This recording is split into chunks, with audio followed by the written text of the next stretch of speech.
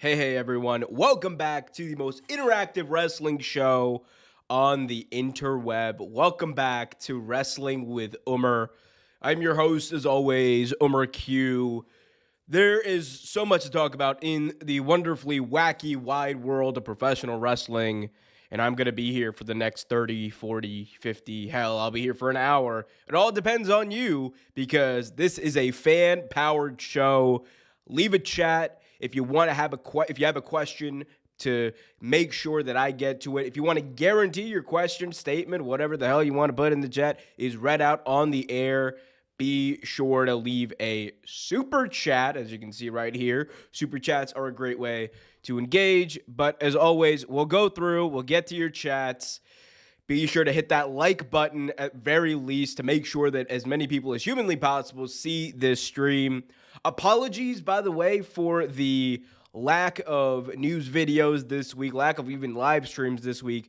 I have been dealing with a horrible cold, honestly. It's not been a great week, but I'm here now. I am going to do my best to get through this stream and make sure that we have wonderful content and you know, just talk to you guys. Because honestly, one of the best parts about, actually the best part, honestly, the reason why I do this is just because it's fun to talk to people about wrestling, and I'm happy to continue to do it.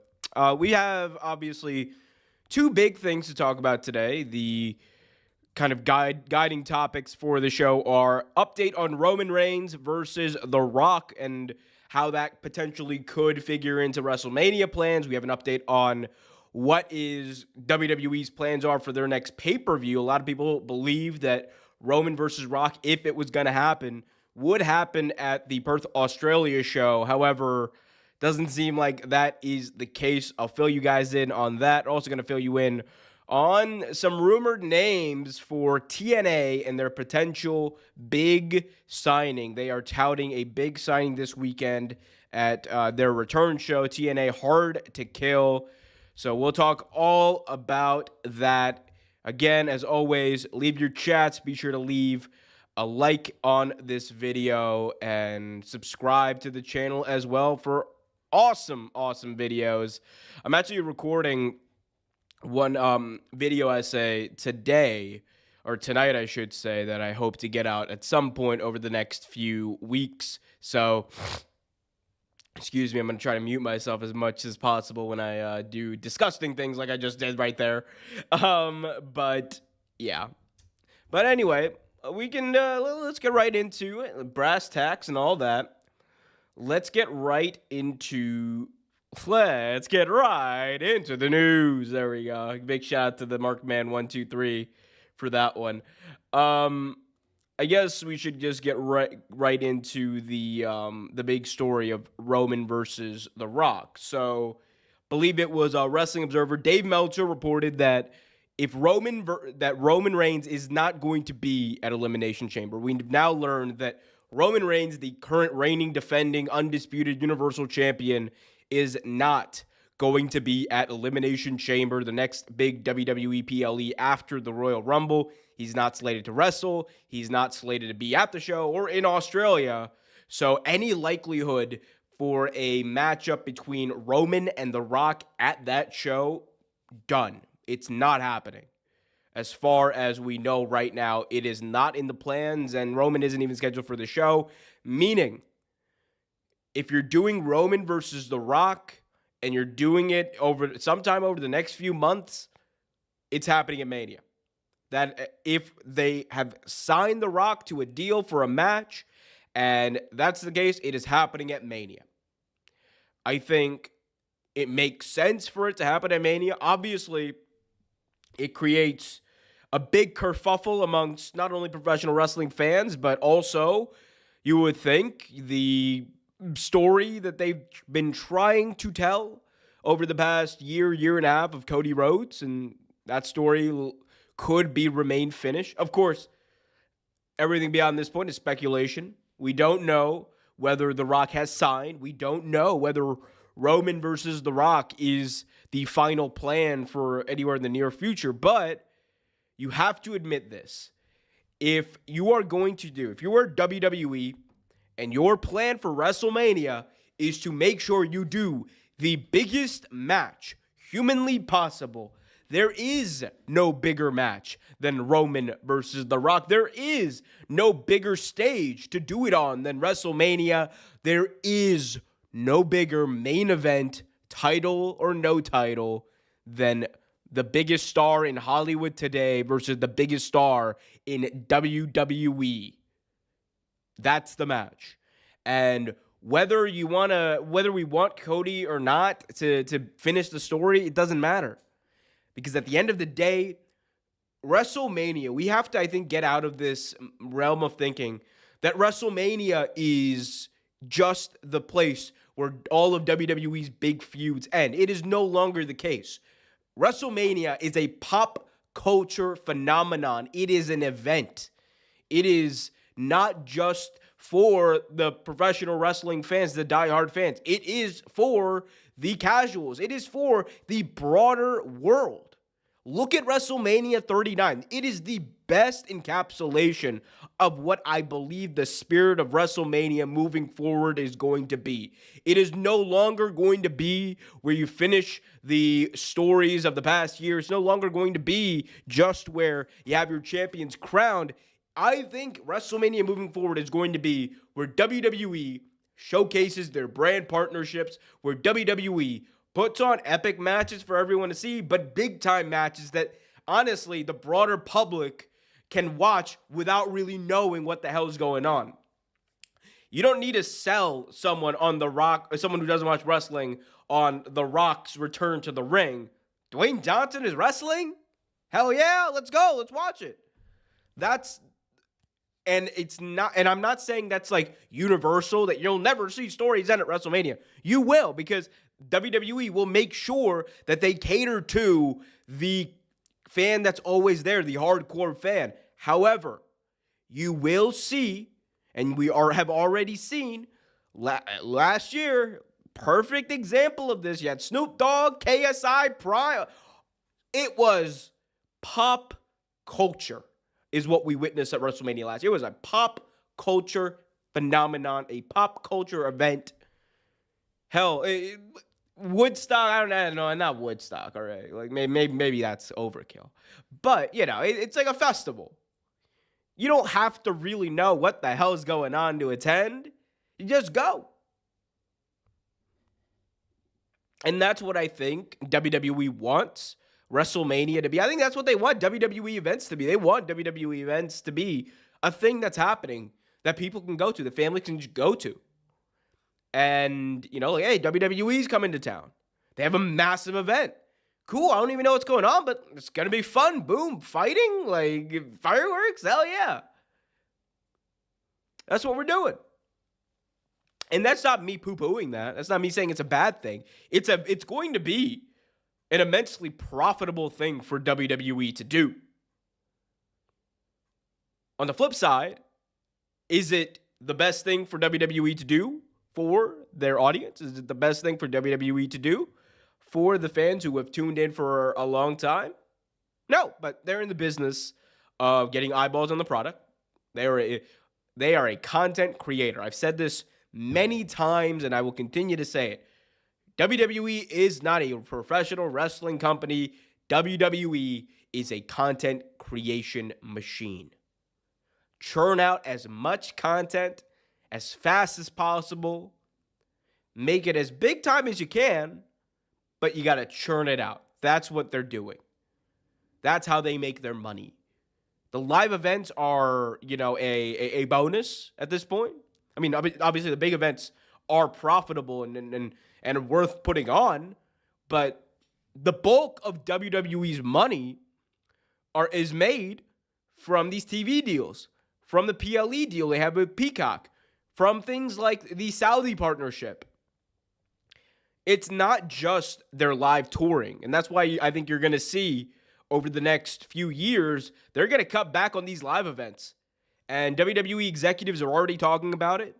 It's happening. It's going to happen. It's not, and it shouldn't surprise anyone.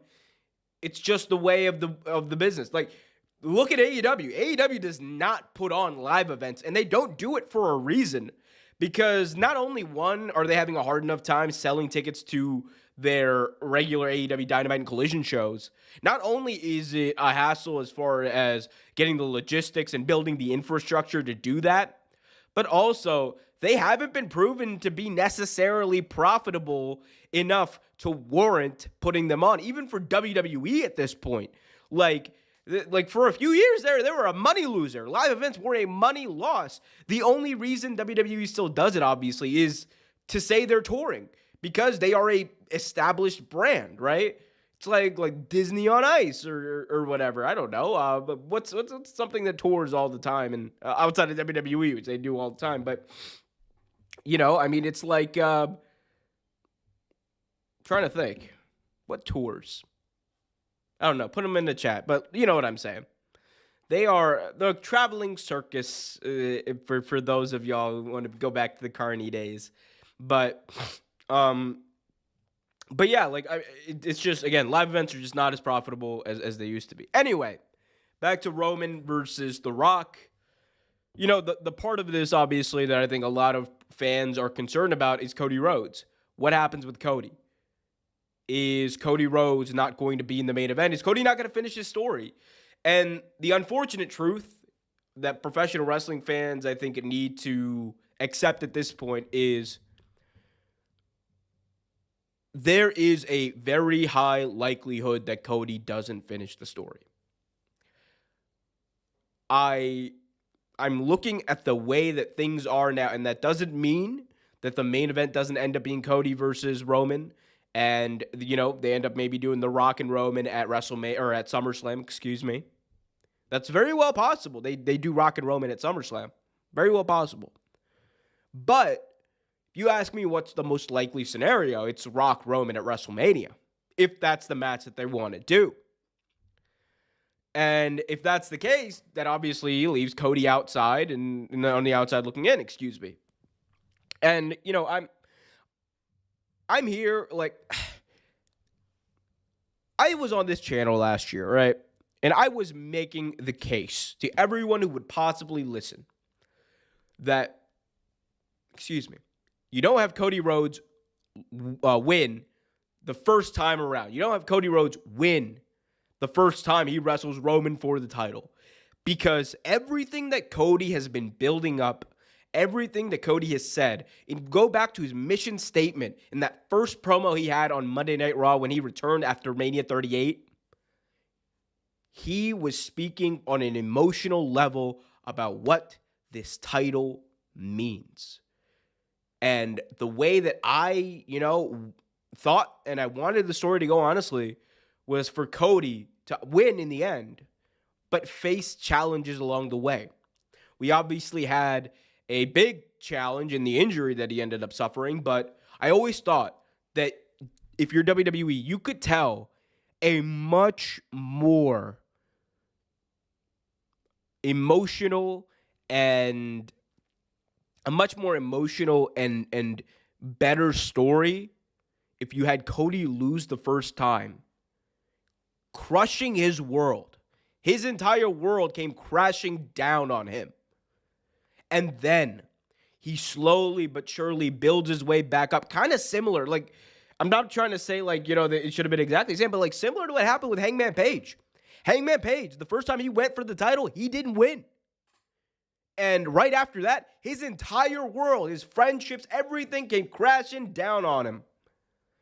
And I always thought, Cody losing, you could do a similar thing where Cody, he's on a downward spiral. And you don't think he's going to actually finish the story. It's a failure. Everyone's coming out and telling him, Cody, you don't got what it takes. Cody, you're a failure. Triple H, his hero, his idol, coming out to him and telling him, kid, I don't know if you got what it takes. And you could build that. You could have built that story going into this year's WrestleMania to be something that is, to quote Cody Rhodes, undesirable to ungoddamn deniable. Even if it's The Rock, there's no way they would interrupt the Cody story. But for the past year, we haven't seen that. We haven't seen a good story told with Cody. What we've seen, what we've heard, everything that's happened over the past year has been filler. Cody's journey after WrestleMania started with Brock Lesnar fighting him because reasons. Okay, he beats Brock at SummerSlam. All right. What's next? Cody's meaningless feud here, meaningless feud there. Wrestling Nakamura, going into War Game because Judgment Day.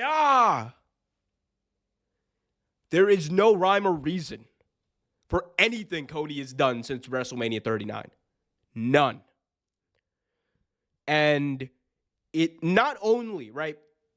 It not only is an indictment, I think, on WWE's booking of Cody Rhodes over the past year, but it completely undermines any and all of the work that you, WWE as a company, have invested and put in to Cody Rhodes. And it pisses me off, man. It pisses me off because I'm not one who likes to say that I was wrong, but I was wrong. WWE should have put the belt on Cody because they didn't have the patience. They didn't have the wherewithal. Triple H is a very good booker, significantly better than Vince McMahon, but he did not book this Cody's thing right. He did not, because we're at a point where even, like, let's say Cody finishes the story at WrestleMania, right? Let's say he does. Cody wins the Rumble. Yeah, huzzah, I'm back, and I'm going to wrestle the Bloodline. And yeah, I got Jey Uso with me. It's Usi, yeet. What is the reason? We have lost the plot here, guys. Like, I'm watching Raw every week, and I don't get it. Like, I'm just like, all right, yeah, Cody, he's not even like, I'm going to finish the story. None of that when he's talking about the Rumble. He's just like, what do you guys want to talk about? It's like, and it's frustrating because I love Cody Rhodes. I legitimately love this dude. And the character that he is, and the story, and the way that WWE and Cody started this story was epic. The prodigal son returning, coming home to prove the doubters wrong, doing the impossible by leaving All Elite Wrestling, coming back and claiming his place as at the head of the table. Yet here we are. None of that's happening.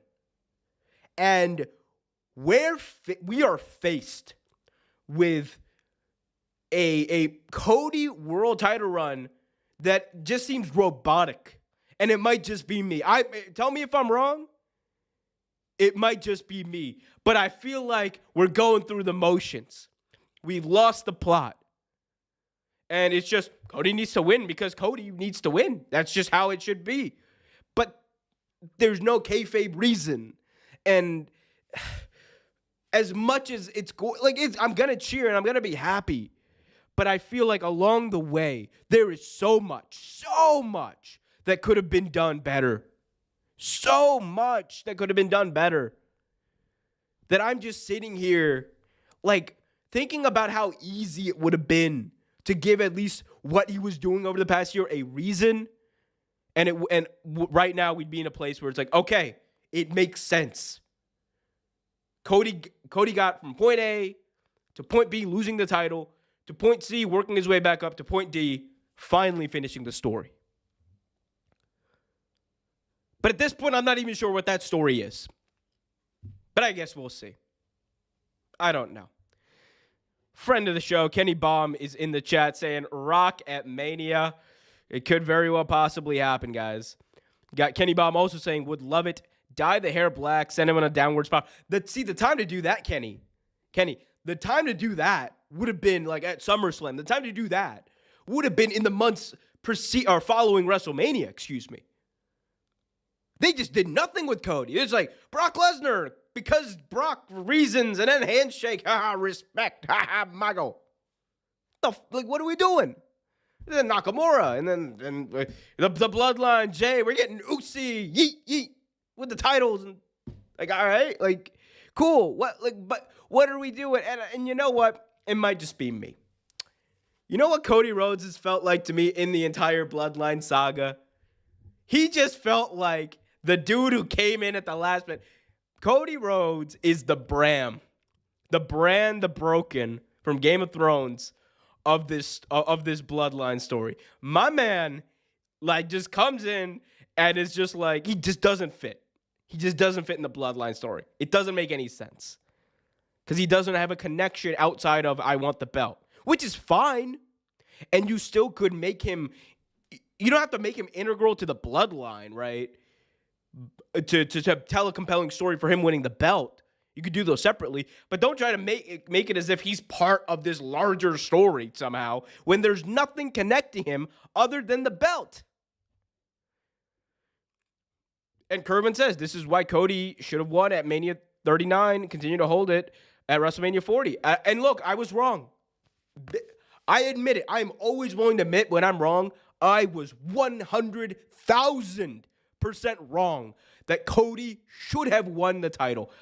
I said that he shouldn't have. I thought they could tell a great story. I was wrong. WWE did not tell a great story with this. They didn't tell any story. They didn't tell a story. We're just going to WrestleMania. Let's say we do get the story finished. We're going to WrestleMania. WWE's going to put on a great video package. And everyone's going to buy into the hype by the time the match starts. Because WWE is great at doing that.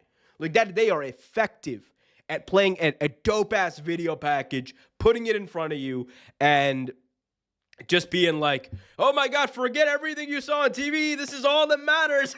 My God, we're going to fight on WrestleMania. Right? And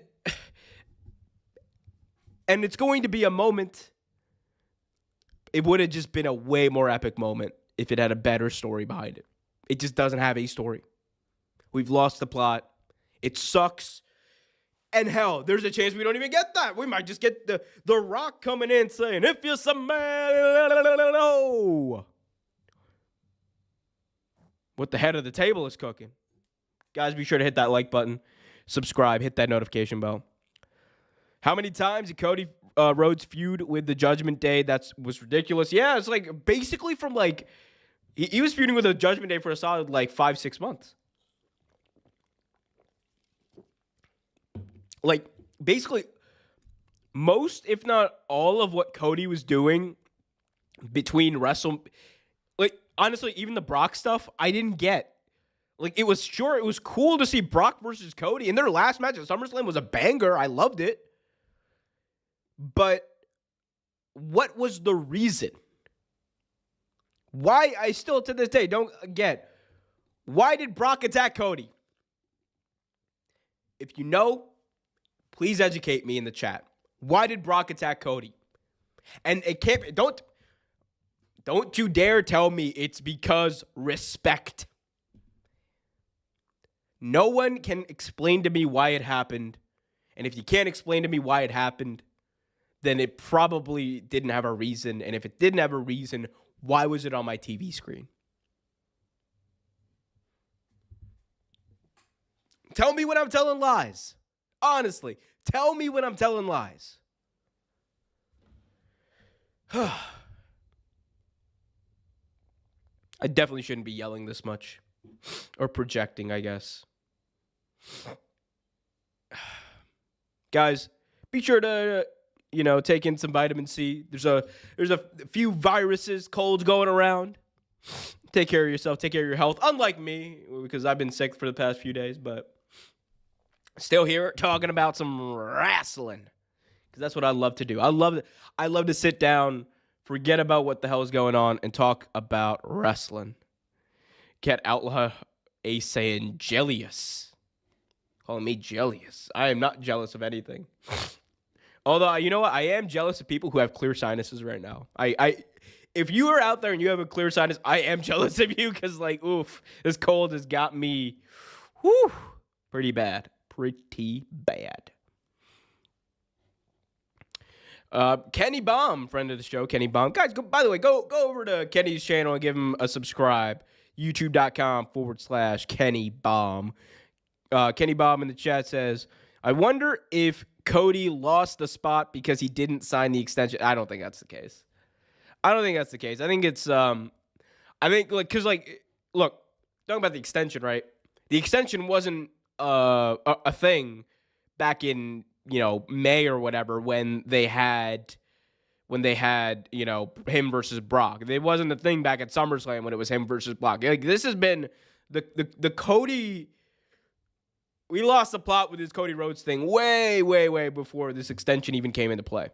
And anyways, it's like I'm pretty sure I think Cody and WWE will come to a deal, barring something insane happening. Which don't discount in the wacky world of wrestling, but I do believe that Cody Rhodes and WWE will come to a deal soon.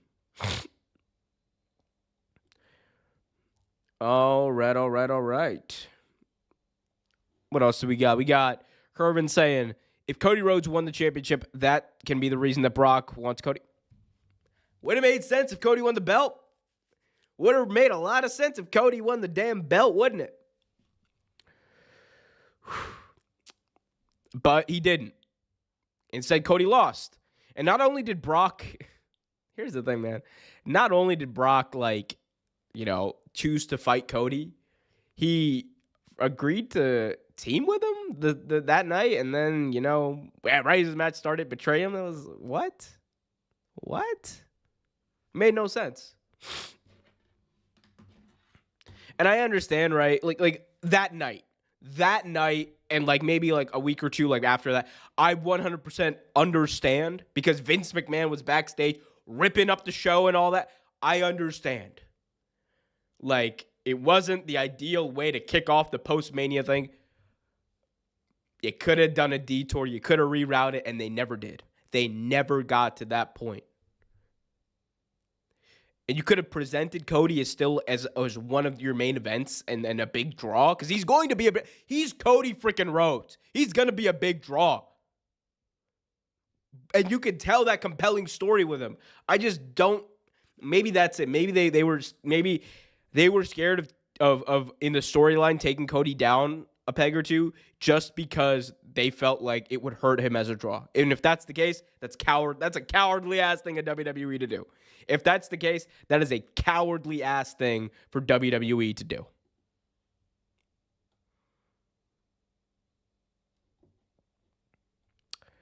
We do have an update. By the way, guys, be sure to hit that like button, subscribe, hit that notification bell. As always, this is a fan-powered show. I want to hear from you guys. Leave your questions in the chat as we go through things. Also, be sure to leave a super chat if you want to guarantee your question or statements right on the air. And hit that like button. I got a few of you here watching, but only 2 likes? Hell no. We got to fix that. Please hit that like button, guys. Love y'all. Let's get to a little bit of Impact Wrestling TNA news. Heyo. So, TNA, right? TNA is teasing a massive free agent signing. We don't know who it's going to be. They are going to reveal it at Hard to Kill on their upcoming show. This is their first big show under the TNA name again. It's happening tomorrow night at the Palms Casino Resort in Las Vegas, Nevada.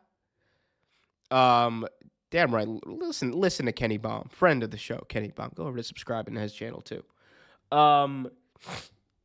What else? Where's this story? I'm trying to find it here. Okay, here we go. So one thing we do know is we know who one of the free agents. We know who this free agent is not going to be. It is not going to be Mercedes Moné. It is not going to be Mercedes Moné. According to PW Insider, Mike Johnson said, don't expect it to be Mercedes. That is not who they're expecting for this Impact Wrestling signing. There was a lot of speculation that, maybe Mercedes doing this thing in TNA, and that could be fun. Ha ha ha, Mago. But that doesn't seem to be the case. They have built this up as a pretty big deal. A lot of people think, could be one of these free agents that WWE let go of back in, I believe, September. You could it be the former Dolph Ziggler, Nick Nemeth? It could be Mustafa Ali. Could it be maybe Elias? Those are a few of the names that are being teased or at least speculated here. One name that really has caused some controversy online has been Matt Riddle.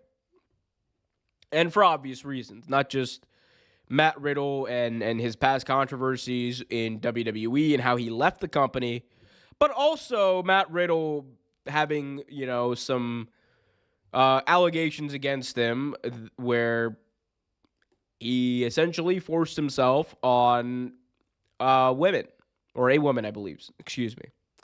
And obviously, that's a very serious allegation, and it's something that turned off many professional wrestling fans off Matt Riddle.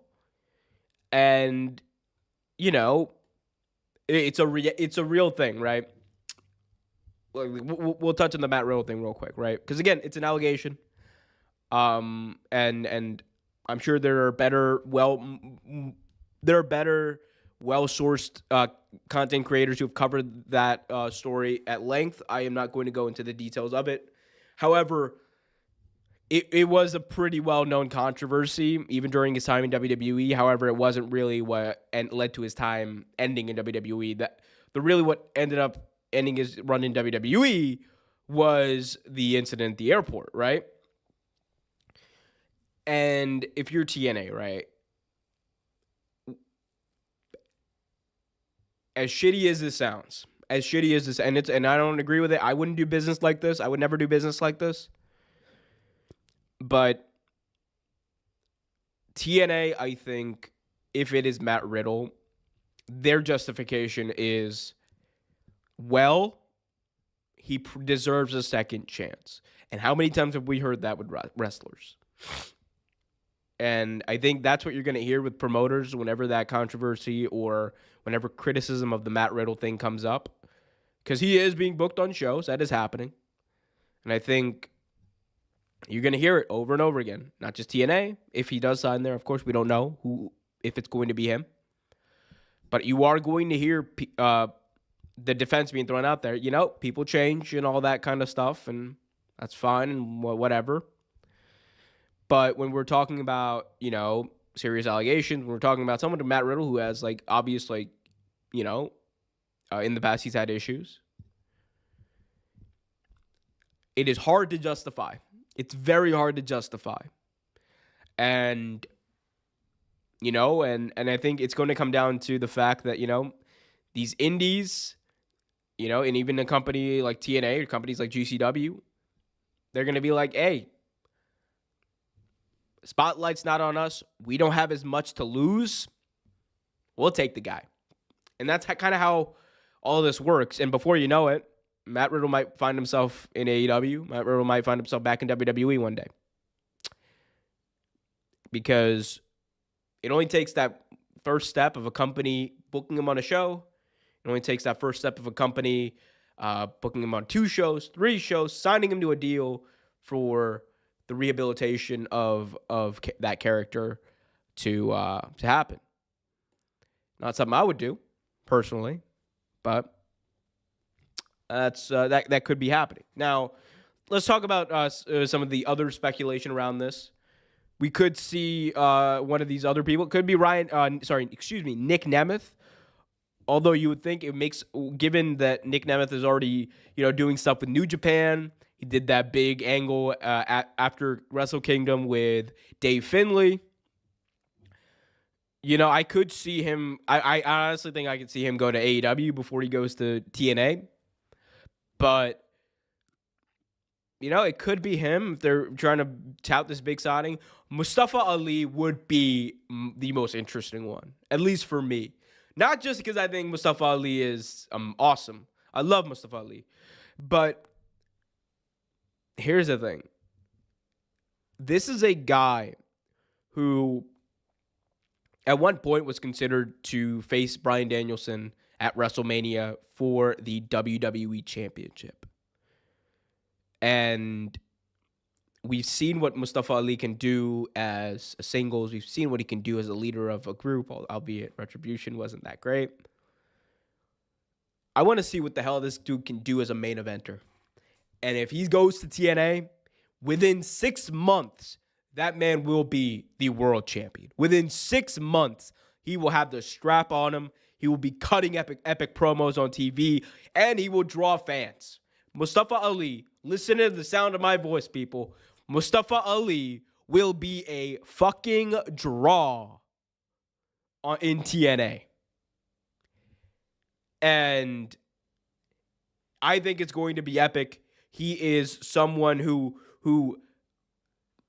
if you have ever heard him on the mic, as I've tried to fix this camera a little bit, let me see if I can get myself to be a little more clear. Is that clear? There we go. Oh, I feel like I look better. I don't know. We'll see. But Mustafa Ali, is someone who I know and we all know has the ability to cut really good promos. If you watch any of his video packages that have been going on his website or on Twitter or on X, like, he's killing it. In the ring, there's no question, one of the best. Work rate, one of the best. We just have to see him consistently at that level. He has to be given that opportunity consistently at that level. I think he could be Mr. TNA. He could lift that brand to new heights in this new era. And hey, I'm just saying, man, you want to get me watching. You want to get me watching live every week. You already know what to do. Sign Mustafa Ali. That's who I think it should be. That's who I think it could be. That's who I want it to be. However, we'll only find out when we watch this Saturday, tomorrow. I almost said AEW. TNA Hard to Kill from the Palms in Las Vegas, Nevada. Outlaw Ace in the chat says, think Matt Riddle will stay in the Indies. Very well possible. Very well possible.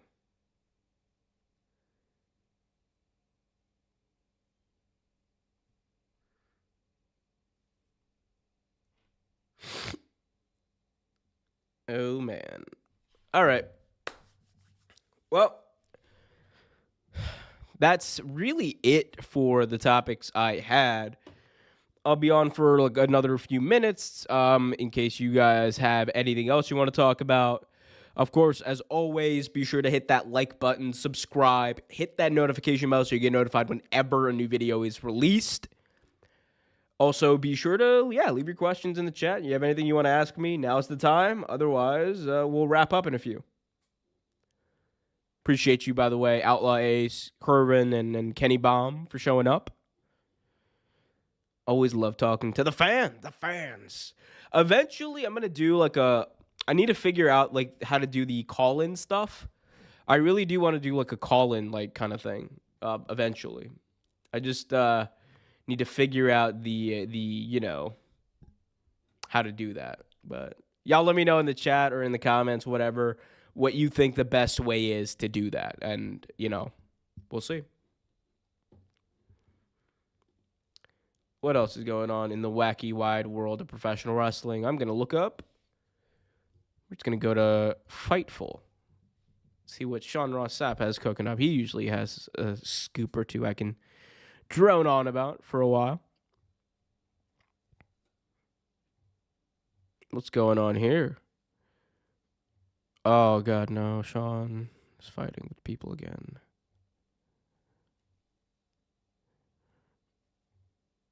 Oh, here we go. Oh, TNA expected to reveal multiple signings over the next few weeks. This is interesting. Let's see. It shows an update on FightfulSelect.com. Best $5 in the business. FightfulSelect.com. Well, soon to be the second best $5 in the business. Ayo. Give me a few weeks to think that or to do that.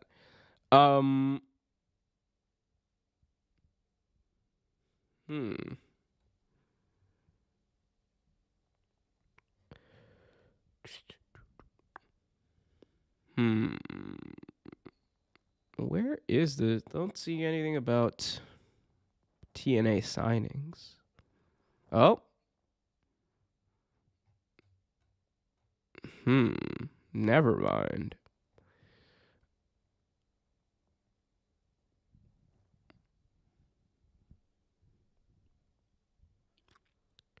All right. Cool. So I guess more signings coming to TNA. That's the news. All right.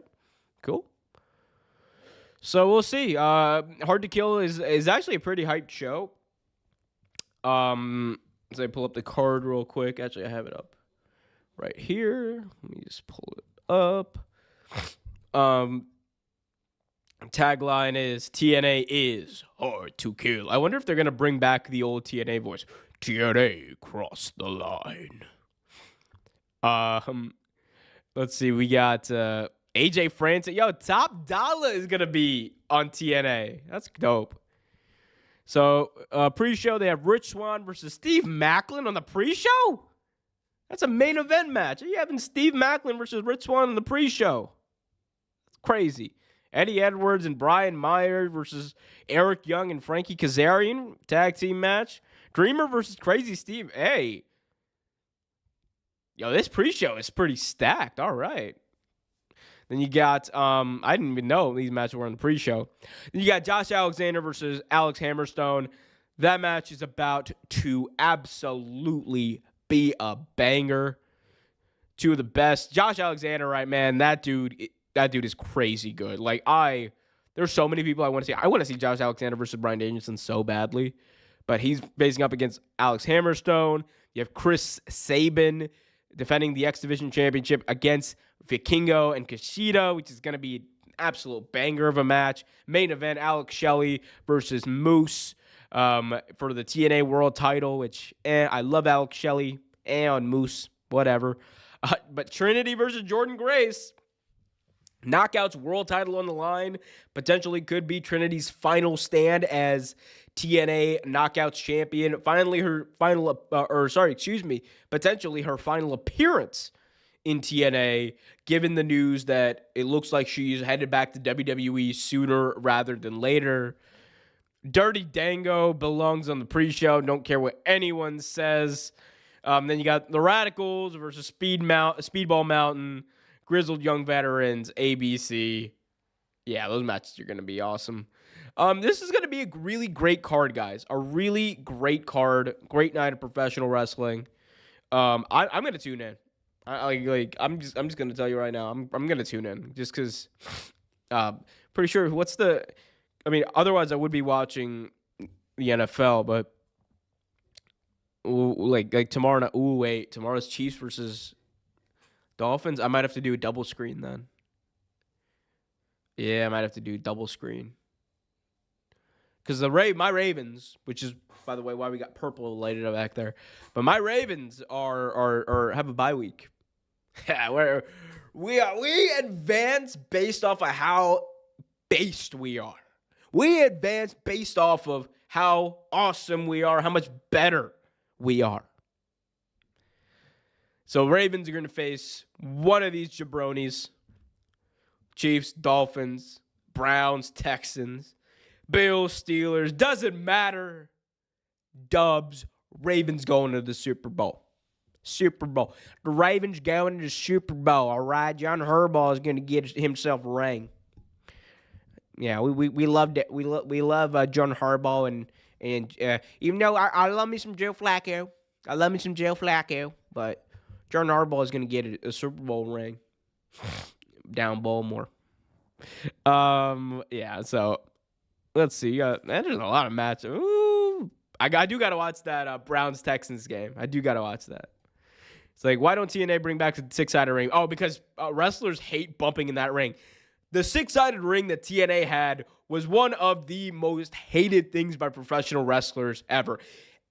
Any professional wrestler, even Sting, spoke about how much he hated it. And for a good reason. That thing is harder to bump on just because of the way it's put together. It's got no give to it. So the second you fall on it, it's just like, ow, fudge. My back is destroyed. The only person that I remember who even liked that ring was AJ Styles. And even he was like, yeah, it hurt like a mother trucker, but, I liked it because it made us different. Just like how I believe the earth is flat. Anyway. Charles says, awesome to see you on Angle Live. Absolutely. Yeah, Wednesday night, I was at youtube.com/Ango. I was on Ango's show on his stream with Billy TKO. And we had a nice, 2-3 hour long conversation about professional wrestling while I was slowly dying of this cold. But I managed to pull it together, and we had a really awesome conversation. I highly recommend you all go check it out on Ango's channel. But I appreciate you Tune in for that, Charles. The TNA belts are absolutely stunning. Like, way better than the ones that they had recently. Like, Impact Wrestling was a very bland and dead brand at this point. I'm glad they brought some color back to those belts. Like, the red and the yellow, it just makes it, love it. You know what else I love? Every single one of you in the chat. I've enjoyed this. My voice is absolutely killing me right now. Still getting over the flu. Hoping to create some content for y'all over the next few days. Until next time, it's been a pleasure. Charles, Kervin, Kenny Bomb, everyone who's joined in the chat, I appreciate all of you. Until next time, be sure to hit that like button, subscribe, hit that notification bell so you get notified whenever a new video is released. And as always, be happy, be healthy, and keep it real. Later, guys.